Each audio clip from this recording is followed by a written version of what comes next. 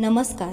JSC Marathi गोष्टी या चॅनेलमध्ये सर्वच लहान मोठ्यांचे स्वागत. JSC मराठी गोष्टी या चॅनेलमध्ये रोजच नवनवीन कथा गोष्टींचे अपडेट येत असतात. अशाच छान छान गोष्टी ऐकण्यासाठी चॅनेलला सबस्क्राईब करून व्हिडिओला लाईक करा. एक प्रेरणादायी बोधकथा. सिंह आणि मेंढरं.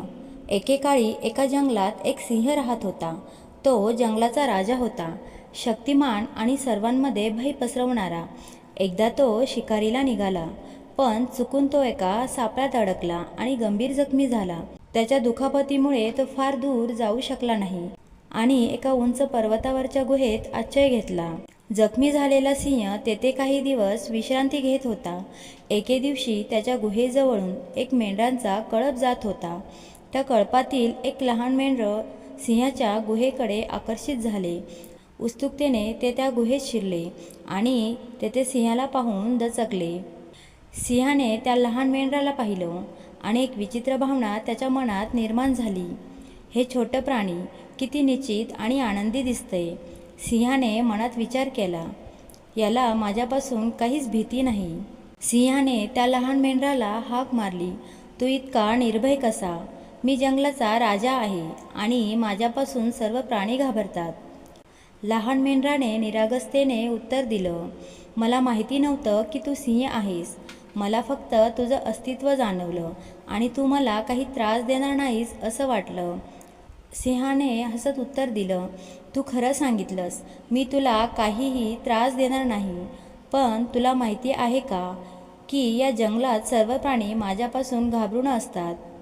मेंढराने मान हलवली आणि म्हणाले, हो, मी पण घाबरत नाही, कारण मी विश्वास ठेवतो आणि जगात प्रत्येक प्राणी आपल्या नशिबानुसार वागत असतो. तू सिंह आहेस म्हणून तुझं स्थान वेगळं आहे आणि मी मेंढरू आहे, त्यामुळे माझं आयुष्य शांत आहे. सिंहाला त्या लहान मेंढराचं बोलणं आश्चर्यकारक वाटलं. त्याने विचार केला, हा छोटासा प्राणी किती शांत आणि निश्चित आहे आणि मी जंगलाचा राजा असूनही नेहमी भीतीत आणि चिंता करतो की मला कसं वागलं पाहिजे. त्या दिवसापासून सिंहाने त्या लहान मेंढराला आपला मित्र बनवलं. मेंढरू रोज त्याला भेटायला येत असे आणि सिंह त्याच्याशी संवाद साधून आपली चिंता दूर करत असे. त्या कालावधीत सिंहाने एक महत्त्वाचा धडा शिकला. बाह्य परिस्थितीपेक्षा आपलं अंतर्मन अधिक महत्त्वाचं आहे. जरी आपण ताकदवान आणि शक्तिमान असलो तरी आपली अंतर्गत शांती आणि समाधान हेच आपल्याला खऱ्या अर्थाने आनंद देतात. एके दिवशी सिंह पुन्हा पूर्णपणे बरा झाला. त्याने ठरवलं की आता त्याला पुन्हा जंगलात परत जावं, पण जाण्याआधी त्याने त्या लहान मेंढराला शेवटचं भेटायला बोलवलं. सिंहाने मेंढराला म्हटलं, तू मला एक खूप मोठा धडा शिकवलास.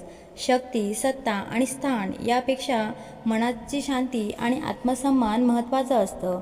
आता मी जंगलात जातो, पण नेहमी तुझा विचार लक्षात ठेवेन. मेंढरू हसत म्हणालं, तू खूप महान आहेस, पण तू माझ्याकडून शिकला याचा मला आनंद आहे. आपल्या बाह्य गोष्टींमध्ये सुख शोधण्याऐवजी आतून शांत आणि समाधानी राहिलं पाहिजे.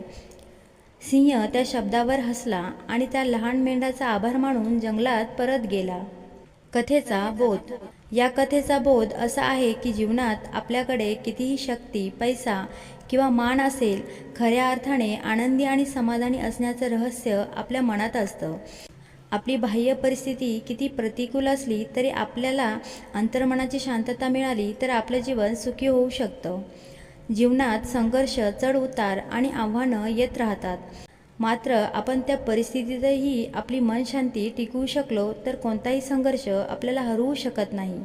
ती लहान मेंढरं आपल्याला शिकवते की आपली वृत्ती आणि दृष्टिकोन खूप महत्त्वाचा असतो. आपण संकटातही न घाबरता परिस्थितीचा सामना शांतपणे करू शकलो तर आपण खऱ्या अर्थाने यशस्वी ठरतो. सिंहाच्या कथेतील संदेश असा आहे की जीवनात बाह्य गोष्टींना जास्त महत्त्व देण्याऐवजी आपल्याला आतून शांत आणि समाधानी राहणं आवश्यक आहे. सत्तेत किंवा शक्तीत खरा आनंद नाही, तो आपल्या अंतर्मनात आहे.